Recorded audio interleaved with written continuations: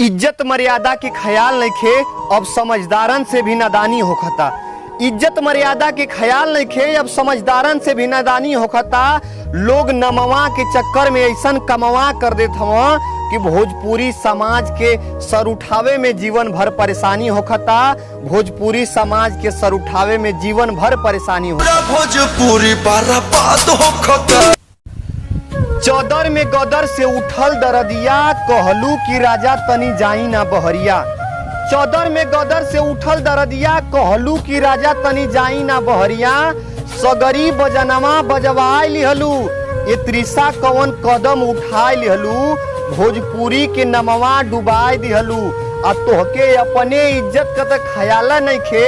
भोजपुरी के इज्जतिया कभी माई बहिन कराए दिहलू। भोजपुरी के इज्जतिया कभी माई बहिन करा दिहलू। भोजपुरी बर्बाद होखता।